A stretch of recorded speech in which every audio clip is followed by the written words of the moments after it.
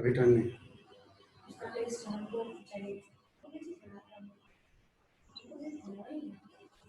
Hello, हाँ चलिए, तो हम लोग शुरू करते हैं। हाँ,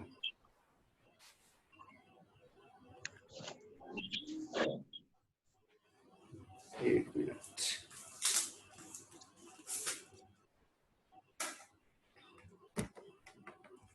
अभी दूसरा क्लास ले रहे थे, जयंत ने क्लास किया है वो भी, इसी वजह से थोड़ा सा लेट हो गए।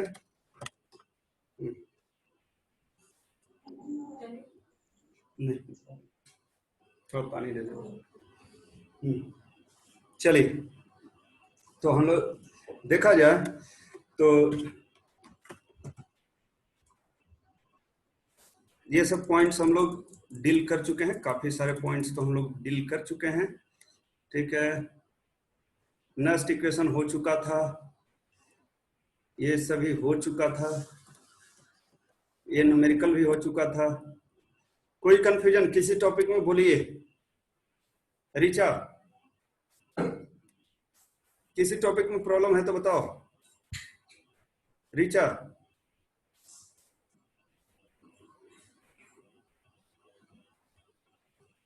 हाँ रिचा, यस सर। किस टॉपिक में प्रॉब्लम है बेटा बताओ। ये सब हम लोग पिछले क्लास में देख चुके थे, फैक्टर्स अफेक्टिंग आयनिक कंडक्टेंस, ये सारा हो चुका था, किस किस फैक्टर पर डिपेंड करता है। किस टॉपिक में प्रॉब्लम है बताइए, उसको फिर से डील किया जाए।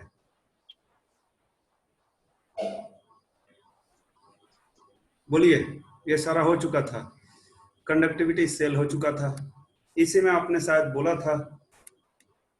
बोलो।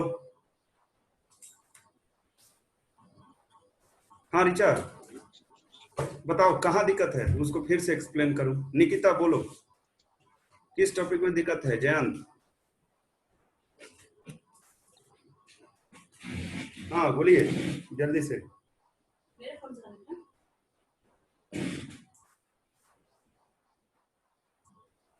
हाँ बोलिए जल्दी, क्विक। रिचा,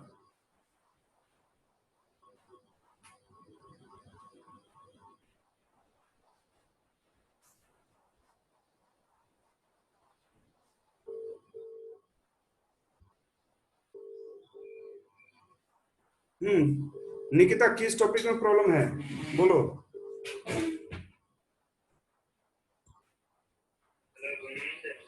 हाँ रोहित, क्लास ज्वाइन नहीं किए। सर रोहित यहाँ पे ना। हाँ, अभी घर पे ना। अच्छा घर पर है ही नहीं, कोई बात नहीं, ठीक ठीक। हाँ चलिए, हाँ बोलो रिचा, किस टॉपिक में प्रॉब्लम है। रिचा,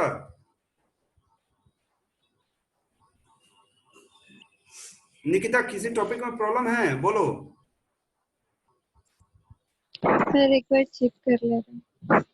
हाँ बताओ, हम लोग कंडक्टिविटी सेल पढ़ रहे थे, यहाँ पर कोई दिक्कत है तो बताओ। रिचा बोलो जल्दी, क्विक, किस टॉपिक में दिक्कत है।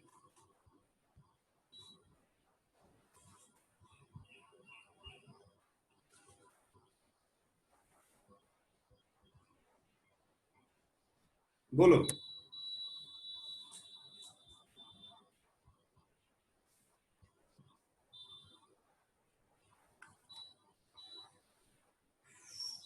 रिचा जल्दी बताइए, किस में प्रॉब्लम है।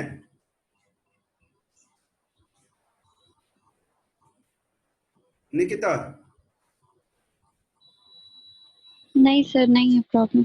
अच्छा चलिए देखिए, हम लोग यही डिस्कस कर रहे थे कंडक्टिविटी सेल की जरूरत क्यों पड़ी। जैसे कोई सॉल्यूशन है, NaCl का सॉल्यूशन है और उसका हमें रेसिस्टेंस या कंडक्टेंस मेजर करना है, उसका रेसिस्टेंस या कंडक्टेंस हमको मेजर करना है। तो जैसा कि देख रहे हैं आप कि व्हीटस्टोन ब्रिज में हम लोग क्या करते हैं, व्हीटस्टोन ब्रिज में हम लोग रेसिस्टेंस तो लगा सकते हैं। यहाँ 4 रेसिस्टेंस में से कोई एक रेसिस्टेंस हम लोग अननोन रहता है, तो हम लोग व्हीटस्टोन ब्रिज प्रिंसिपल से हम लोग कैलकुलेट करते हैं, R2/R1 divided R2/R1 equal to R4/R1 R3 हमने बताया था। तो R2 यहां से कैलकुलेट कर लिया जाता है, R2 यहां से कैलकुलेट कर लिया जाता है। अगर रेसिस्टर रहेगा तो, मतलब सॉलिड कंडक्टर रहेगा तो, ठीक है। लेकिन अगर मान लीजिए हमारा सॉल्यूशन है, NaCl का सॉल्यूशन है, KCl का सॉल्यूशन है, तो हम लोग कैसे कैलकुलेट करेंगे? तो उसी के लिए क्या किया गया, यहां पर एक कंडक्टिविटी सेल ले लिया गया, यहां पर एक कंडक्टिविटी सेल ले लिया गया। अब सॉल्यूशन को उस सेल में हम डाल देते हैं और फिर हम लोग कनेक्ट कर देते हैं, ठीक है। तो दो प्रॉब्लम यहां आ रहा था। यहां पर अगर हम लोग देखें तो दो प्रॉब्लम आ रहा था, क्या क्या, कि जो हमारा सॉल्यूशन था, अगर हम लोग डीसी करंट पास करेंगे तो क्या हो रहा था, कंपोजिशन चेंज हो जा रहा था, मतलब कैटायंस एनायंस रिएक्शन कर जा रहे थे। तो हम लोगों ने क्या ले लिया, वहां अल्टरनेटिंग करंट ले लिया, हम लोगों ने वहां पर क्या ले लिया, अल्टरनेटिंग करंट ले लिया, करंट ले लिया, ठीक है रिचा। अगर मान लिया जाए, और दूसरा जो था कि हम लोग इसको सॉल्यूशन को तो हम लोग व्हीटस्टोन ब्रिज में जोड़ नहीं पा रहे थे, तो हमने कंडक्टिविटी सेल ले लिया और कंडक्टिविटी सेल में हमने सॉल्यूशन को रख दिया और वहां पर जोड़ दिया, और फिर व्हीटस्टोन ब्रिज प्रिंसिपल हमने उसके लिए अप्लाई कर दिया। तो व्हीटस्टोन ब्रिज प्रिंसिपल हमने बताया था आपको, दो टाइप का सेल हम लोग लेते हैं, दो टाइप का हम लोग सेल लेते हैं। और ये देखिए हम क्या करेंगे, दोनों साइड से क्या करेंगे, एक साइड से इधर से जोड़ देंगे, एक साइड से इधर से जोड़ देंगे, यहाँ पर ले जा करके जो हमारा यहाँ पर है उस पर जोड़ देंगे। तो अब देखिए क्या है, इसी तरह ये दूसरा कंडक्टिविटी सेल है, इसमें हम सॉल्यूशन डाल दिए, यहाँ आपको दो तार दिख रहा होगा, दो तार दिख रहा है, दोनों तार को हमने क्या किया है, एक को इधर से जोड़ दिया है और दूसरे को इधर से जोड़ दिया, ठीक है। तो इस तरह से हम लोग रेसिस्टेंस पता कर लेते हैं, और रेसिस्टेंस पता है तो कंडक्टेंस भी पता है, 1/r is equal to what, conductance, 1/r is equal to conductance. इसके साथ साथ हमने आपको बताया था कि इस कंडक्टिविटी सेल में लेंथ और एरिया कांस्टेंट होते हैं, लेंथ और एरिया कांस्टेंट होते हैं। तो हम लेंथ और एरिया जब कांस्टेंट होते हैं तो दोनों को डिवीजन भी क्या होगा, एक कांस्टेंट आएगा जिसका हम लोग सिंबल देते हैं क्या, जी स्टार, और जी स्टार को हम लोग क्या कहते हैं, सेल कांस्टेंट कहते हैं, सेल कांस्टेंट कहते हैं। और resistance is equal to what, rho L upon A, और हम लोग एल अपॉन ए का वैल्यू अभी अभी हम लोगों ने क्या लिया, जी स्टार लिया, सेल कांस्टेंट लिया, हमने उसको रख दिया। ठीक है, कोई प्रॉब्लम है तो बताइए।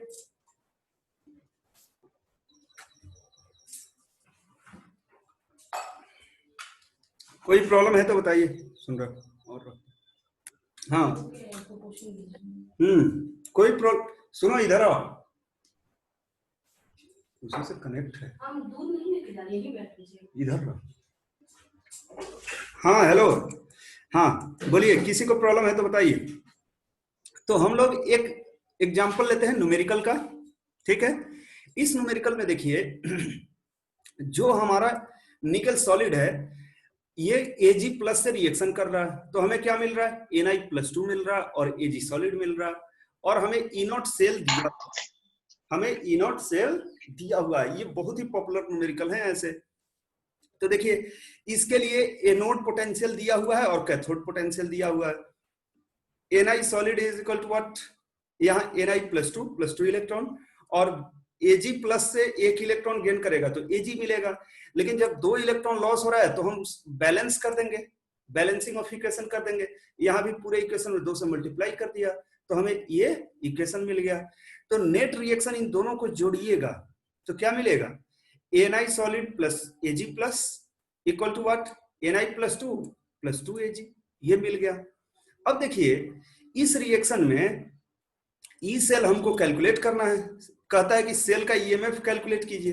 तो जो ईएमएफ कैलकुलेट कीजिएगा क्या होता है, E0 सेल माइनस 0.0591/n, या इसके जगह पर आपको पता है क्या लेते हैं हम लोग, 2.303 RT अपॉन NF, और 2.303 RT अपॉन NF में n को छोड़ करके वैल्यू क्या हो जाता है, 0.0591, आप जानते हैं। लॉग एनोड बाई कैथोड, जो आयन एनोड का होता है उसका ले लीजिए, फिर कैथोड ले लीजिए, या फिर हमने पिछले क्लास में यहाँ बताया था प्रोडक्ट बाई रिएक्टेंट। जैसे प्रोडक्ट साइड में क्या है, Na+2 है और रिएक्टेंट साइड में क्या आयन है, Ag प्लस है, तो उनको प्रोडक्ट बाई रिएक्टेंट कर दीजिए या एनोड बाई कैथोड कर दीजिए, एक ही बात है। कोई प्रॉब्लम निकिता?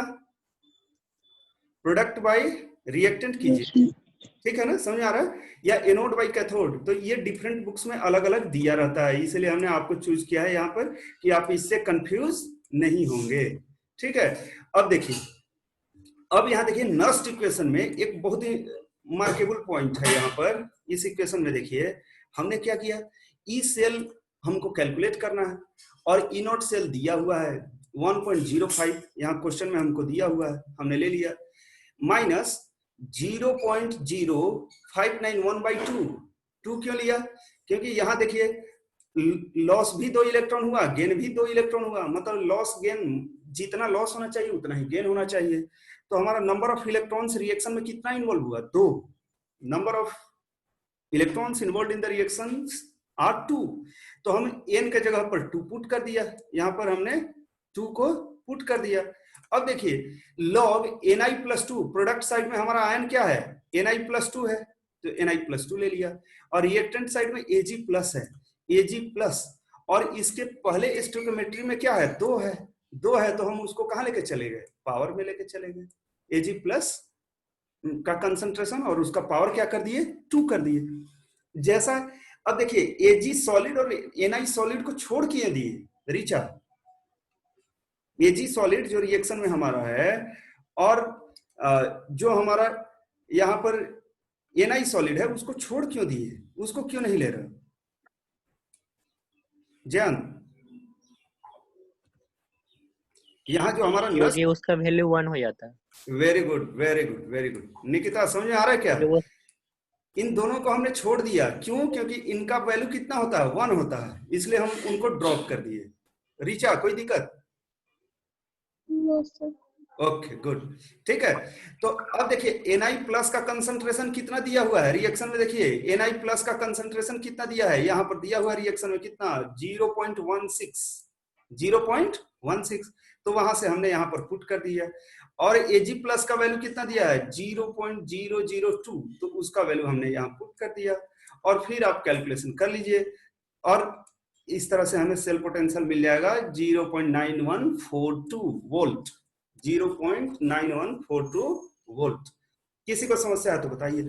ये न्यूमेरिकल आपको 5 नंबर और 3 नंबर में आपको जैक में पूछा गया है, और नीट में ऐसे क्वेश्चन तो बहुत फेमस हैं। नीट हो या जेई हो, आपको ऐसे क्वेश्चंस, हम अभी आपको क्वेश्चन कुछ बोर्ड पर कराते हैं, और देखिएगा ये सब क्वेश्चंस काफी पॉपुलर है, काफी पॉपुलर है, बहुत पूछे जाते हैं, बहुत पूछे जाते हैं। बोलिए, कोई दिक्कत किसी को भी? निकिता? No sir. अच्छा चलो ठीक। अब दूसरा एक देखिए बहुत ही इंटरेस्टिंग प्रॉब्लम है, ठीक है, आपको अभी मैं और डिटेल में भी बता दूंगा अभी बोर्ड पर, ठीक है। तो देखिए एक रिएक्शन दिया है AgNO3/AgNO3/Ag। यहाँ देखिए सिर्फ अंतर कहाँ है? दोनों के कंसंट्रेशन में अंतर है। पहले वाले में क्या है? 0.001 मोलर, और ये क्या है? 0.1 मोलर, ठीक है। यहां देखिए जब कैथोड और एनोड दोनों सेम रहे, सिर्फ अंतर कहां रहे? Concentration of the solution. जब कैथोड और एनोड दोनों सेम है और सिर्फ अंतर कहां है? कंसंट्रेशन ऑफ द सॉल्यूशन, उसको हम लोग क्या कहते हैं? कंसंट्रेशन सेल कहते हैं। उसको हम लोग क्या कहते हैं? Concentration cell. Richa, concentration cell, concentration cell. तो कंसंट्रेशन सेल किसे कहते हैं? Those sales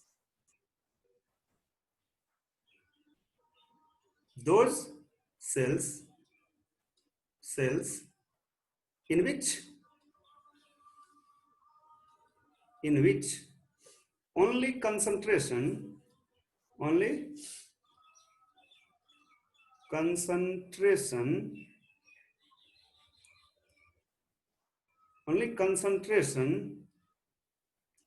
of electrolyte is different, of electrolyte मतलब क्या? आयनिक कंपाउंड का सॉल्यूशन जो है, इलेक्ट्रोलाइट इज डिफरेंट,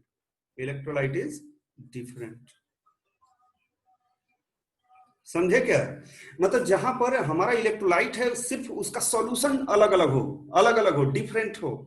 इस पर देखिए एनसीईआरटी में भी जो आपका जैक का बुक है उस पर न्यूमेरिकल दिया हुआ है, लेकिन इसके विषय में कुछ कहा नहीं है, कुछ भी लिखा हुआ नहीं है, एक लाइन भी नहीं, ठीक है, लेकिन न्यूमेरिकल दिया हुआ है, आपको वहां समझना है। जयंत बोलो, कोई प्रॉब्लम है क्या? जयंत, निकिता, जयंत बोलो, जयंत बोलो, नहीं है प्रॉब्लम। निकिता, ऋचा, नहीं सर। फिर से देखिए, फिर से देखिए, कंसंट्रेशन सेल किसे कहते हैं? जब हमारा कैथोड और एनोड सेम हो, जब कैथोड और एनोड सेम हो, ठीक है, कैथोड एनोड सेम हो, सिर्फ दो बीकर में जो हमने हाफ सेल लिया था ना, दोनों बीकर हाफ सेल, दोनों में सिर्फ आयनिक कंपाउंड का कंसंट्रेशन अलग अलग हो। जब आयनिक कंपाउंड का कंसंट्रेशन अलग हो उसी को क्या कहते हैं? कंसंट्रेशन सेल कहते हैं। बस इतना ही नोट कर लीजिए, ठीक है, उसको क्या कहते हैं? कंसंट्रेशन सेल कहते हैं। अब एक और देखिए, जिसमें हाई कंसंट्रेशन रहेगा, जिसमें हाई,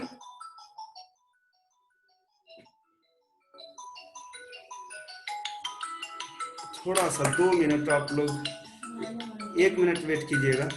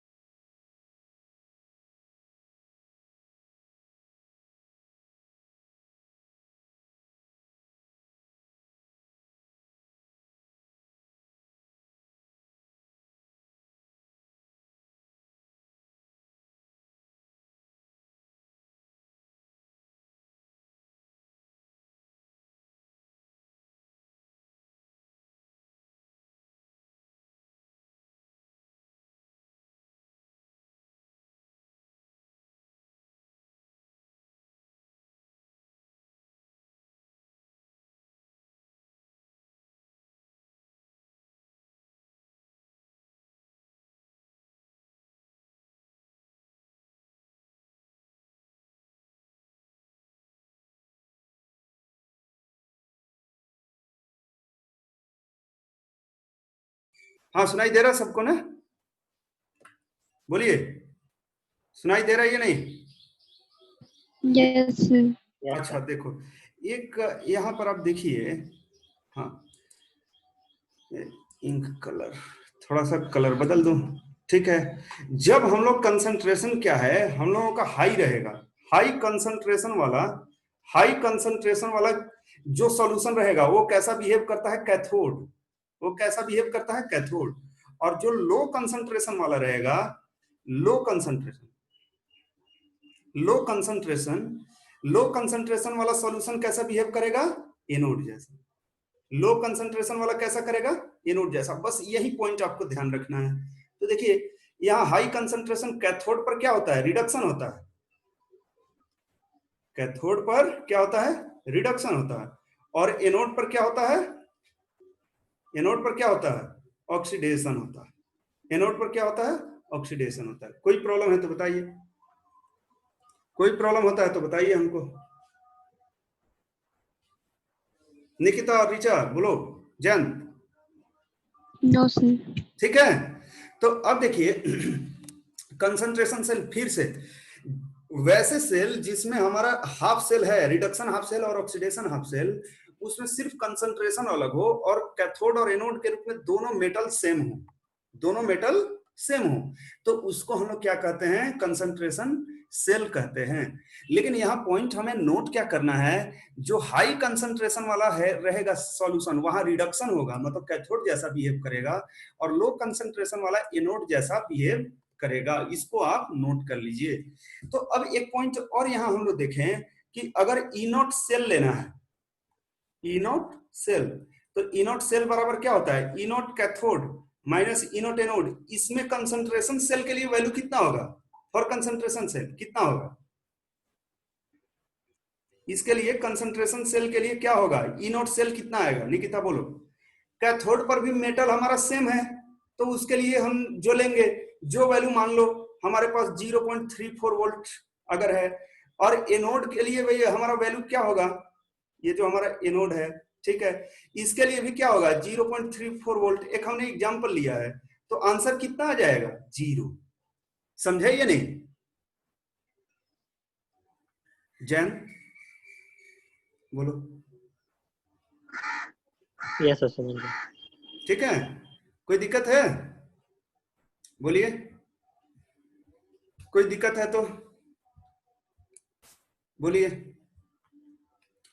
निकिता कोई प्रॉब्लम, कोई प्रॉब्लम है तो बताइए। Sir but E naught cell तो 0 नहीं ना होता है। वो कब 0 नहीं होता है बेटा, इक्विलिब्रियम में नहीं होता है, लेकिन यहाँ हमारा कैथोड और एनोड दोनों क्या हुआ, यहाँ पर हमारा जो कैथोड और, एक मिनट,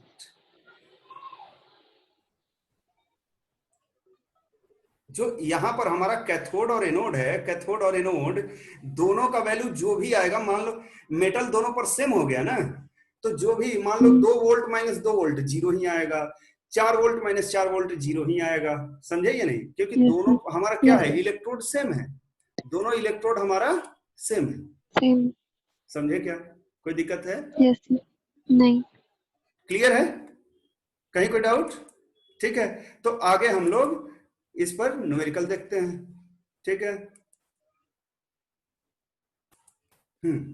अब इस न्यूमेरिकल को हमें सॉल्व करना है, तो इसको देखिए, इसमें हमें क्या कैलकुलेट करना है, ईएमएफ कैलकुलेट करना है, और ई नॉट हमें दिया हुआ है। ठीक है, ई नॉट हमको यहाँ पर कुछ वैल्यू दिया हुआ है। ठीक है, एजी प्लस के लिए, एजी प्लस के लिए जो मेटल है हमें ई नॉट वैल्यू यहाँ दिया हुआ है। ठीक है, तो अब देखिए, for the given cell concentration cell E naught cell equal to 0। क्यों 0 होगा, क्योंकि कैथोड एनोड दोनों का वैल्यू इतना ही होगा। निकिता, जयंत,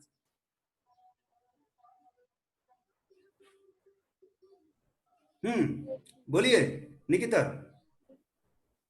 हाँ गुड जयंत, निकिता समझ में आ रहा है? Yes sir.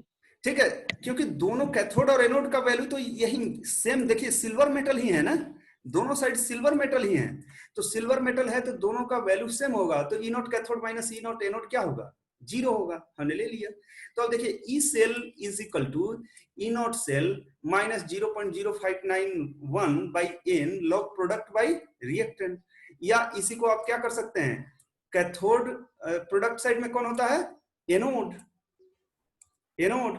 ठीक है, तो एनोड बाई कैथोड, या सीधी सी बात, आपको हमने बताया था हाई कंसंट्रेशन, हमने बताया था आपको क्या, high concentration, high concentration by low concentration आप कर दीजिए, सॉरी सॉरी सॉरी, ऊपर क्या हो जाएगा हमारा, एनोड रहेगा, एनोड कौन रहेगा, लो कंसंट्रेशन, एनोड कौन सा रहेगा, लो कंसंट्रेशन। ठीक है, तो हमारा हो गया low concentration by high concentration, low concentration by high concentration. ठीक है, तो यहां हमारा हो गया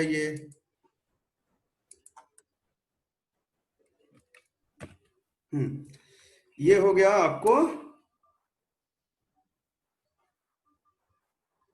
ये low concentration by high concentration, by high concentration. कोई प्रॉब्लम है तो बताइए। जैसे देखिए यहां हमने क्या किया, ऊपर जो पहले वाले केस में हमारा सॉल्यूशन है, इसका वैल्यू कितना है 0.001, मतलब 10 to the power minus 3, 10 to the power minus 3 mole per litre, और ये क्या है 0.1, मतलब कितना है 10 to the power minus 1, 10 to the power minus 1, और ये वाला हो गया कितना 10 to the power minus 3 mole per litre.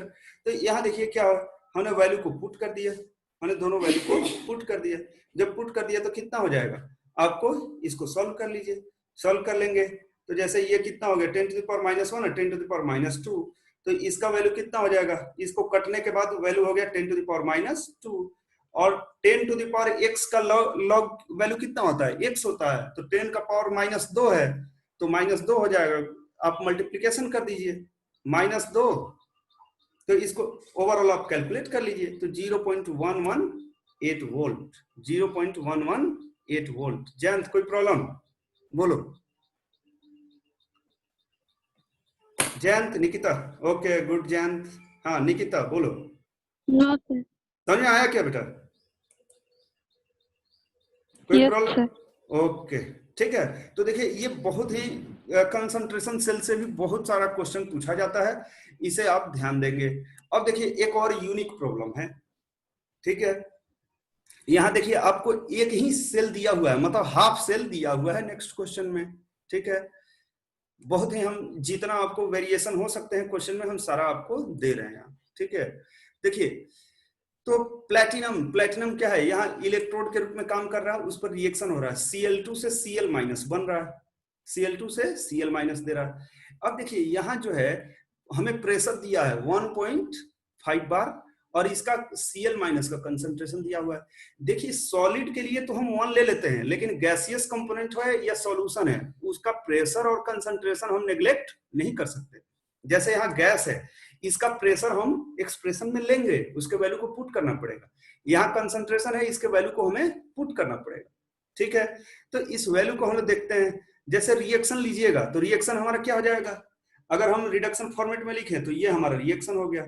Jayant, Nikita clear है? Cl2 + 2 electron equal to 2 Cl-, कोई दिक्कत? कोई दिक्कत बोलिए। No sir. ठीक है।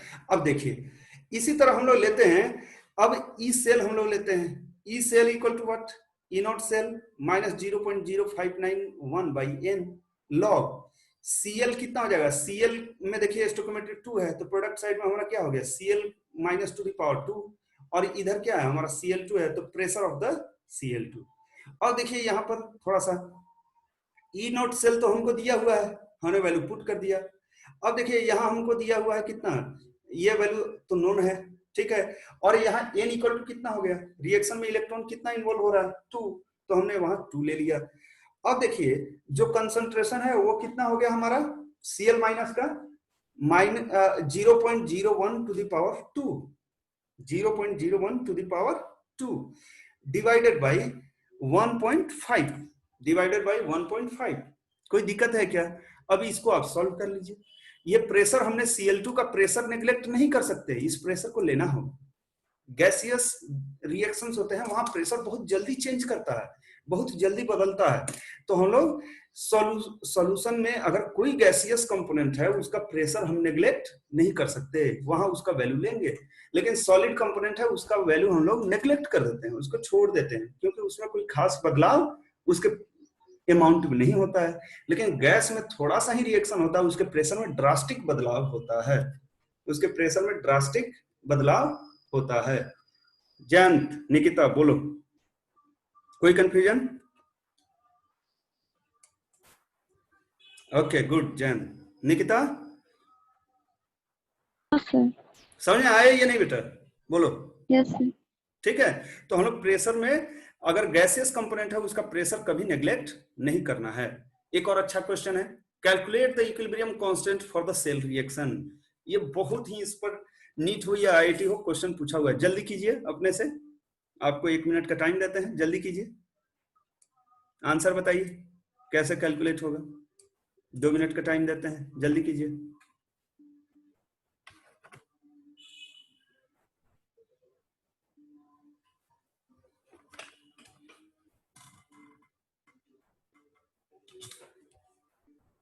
जल्दी बोलिए।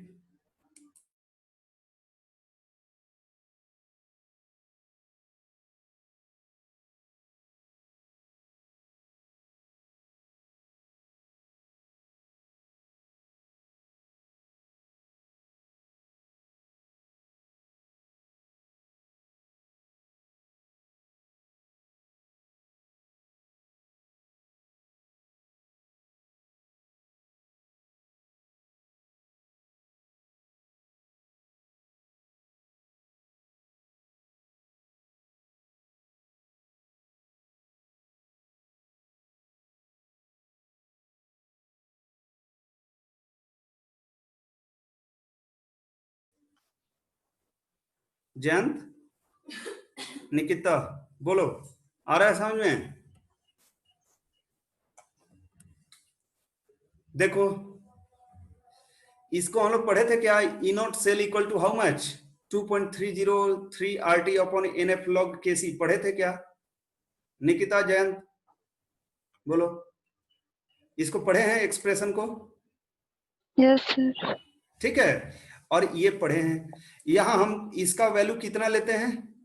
इस ये देखिए, ये सभी कांस्टेंट हैं, तो इनका वैल्यू हम लोग कितना लेते हैं? इतना लेते हैं। कोई दिक्कत है? नहीं। ठीक है, तो ई नॉट सेल बराबर हम क्या कर दिए? 0.0591 बाई एन लॉग केसी।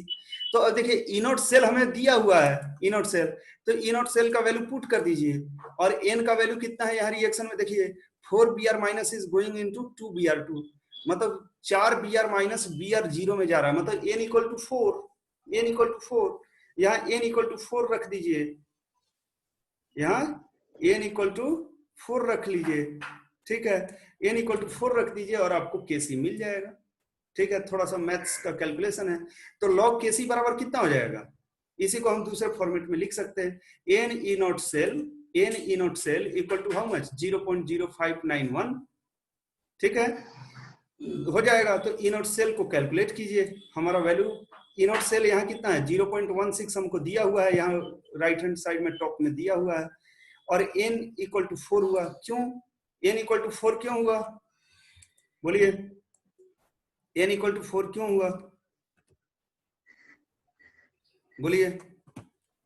ठीक है, यहां देखिए जयंत, रिएक्शन जो है हमारा, तो रिएक्शन में सीधे दिख रहा है 4Br माइनस से यहाँ ऑक्सीडेशन नंबर कितना है? 0 है, 0 है, तो 1 Br माइनस 0 में गया, मतलब 1 इलेक्ट्रॉन लॉस किया, तो 4 Br माइनस 2Br2 में गया, मतलब 4 इलेक्ट्रॉन लॉस किया, मतलब रिएक्शन में n इक्वल टू 4 होगा। निकिता बोलो, जयंत समझ में आया क्या? n इक्वल टू 4 कैसे हुआ?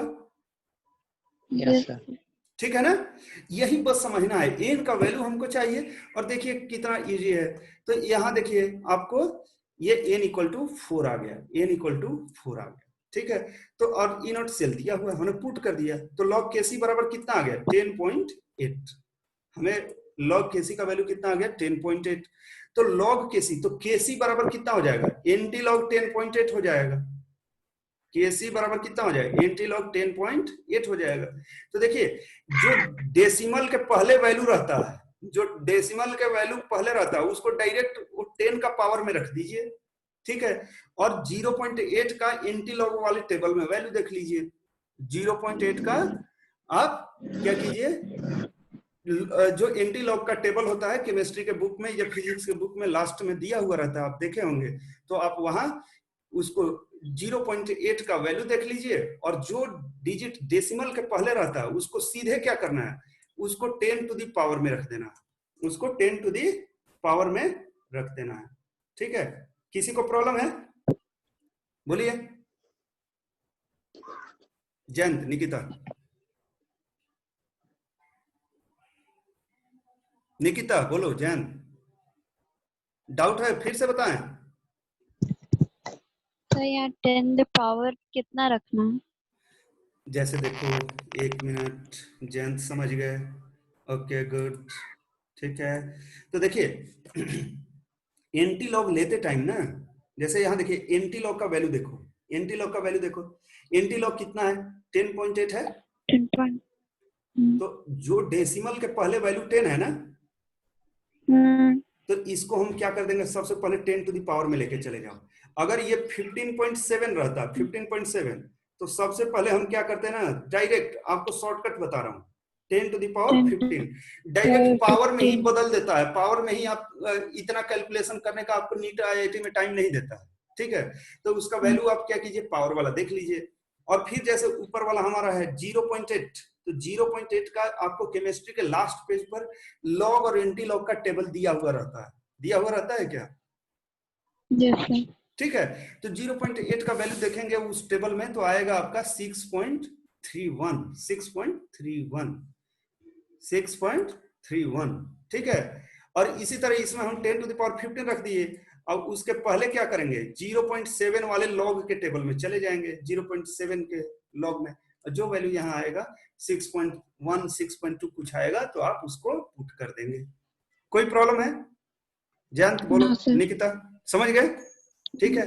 Yes. नॉर्मली जानते हो कॉम्पिटेटिव एग्जाम में ये पावर का ही खेल रहता है, पावर का ही वैल्यू आपको क्या करता है उसी को ध्यान दीजिए, आंसर मिल जाएगा। या आप जैसे बोर्ड एग्जाम दे रहे हैं तो अगर x इंटू 10⁻15 लिख दो, ठीक है, अगर बोर्ड एग्जाम के स्टूडेंट हो तो भी टीचर नंबर कट नहीं करेगा, क्योंकि आप मान लेता है टीचर कि भाई एंटी लॉग का टेबल आपको नहीं मिला, ठीक है, लेकिन लड़के के पास कंसेप्ट है, जो बच्चा हमारा है उसके पास कंसेप्ट है। तो इस पीपीटी में हम ये सारे पॉइंट्स को देखे हैं। कोई समस्या है बोलिए निकिता? No, sir. ठीक है, और कोई आपको कोई क्वेश्चन है, कोई प्रॉब्लम है तो बताइए।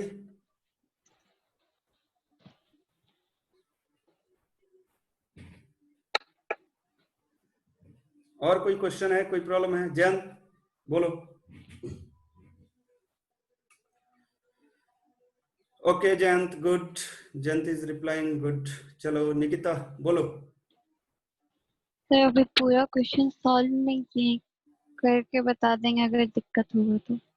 ठीक है, थोड़ा फास्ट करना है। देखो सबसे पहले बोर्ड एग्जाम है, बोर्ड एग्जाम के साथ साथ आप एक लास्ट, आप नीट का 32 इयर्स का जैसे एक बुक है, थोड़ा वो बुक दे दो तो इधर वाला, ठीक है, एक बुक है, आपको ये बुक, आप जो अगर नीट का तैयारी करना चाहते हैं तो इस बुक को ले सकते हैं, ठीक है, नीट का दिख रहा है? Yes, sir. ठीक है, क्लियर है। अच्छा तो हम नाम बता देते हैं। नीट केमिस्ट्री, नीट केमिस्ट्री है एरिहंत का, 32 इयर्स का। हाँ 32 इयर्स का क्वेश्चन दिया हुआ है, समझे? अगर चैप्टर वाइज इस चैप्टर के सारे क्वेश्चन हम करते जा रहे हैं, ठीक है, तो फिर आपको कहां से क्वेश्चन आएगा? 32 इयर्स का क्वेश्चन बैंक आप सॉल्व करोगे नीट के लिए, तो अब कहां से क्वेश्चन बाहर से आएगा? अगर 30 इयर्स का क्वेश्चन बैंक सॉल्व कर लो या 20 इयर्स 10 इयर्स का कर लो, तो एक क्वेश्चन बाहर से नहीं आता है, सब उसी पैटर्न पर क्वेश्चन रिपीट करेंगे ना, हर साल सिलेबस तो चेंज नहीं होता है। तो आप क्या कीजिए, थोड़ा थोड़ा सा एक टॉपिक ऐड होता है, एक टॉपिक हटाया जाता है, तो ये पब्लिशर क्या करते हैं, जो टॉपिक हटता है उसका क्वेश्चन हटा देते हैं, ठीक है। तो इसलिए आप क्या कीजिए, ये बुक को आप मंगा लीजिएगा, अगर फिर क्वेश्चन में दिक्कत होगा बताइएगा। अभी मीटिंग एंड हो रहा है, फिर से आप ज्वाइन कीजिए तो एक दो और न्यूमेरिकल कराते हैं, ठीक है, ओके। मीटिंग एंड हो रहा है इसलिए आप फिर से ज्वाइन कीजिए तो एक दो और न्यूमेरिकल बताते हैं, ठीक है।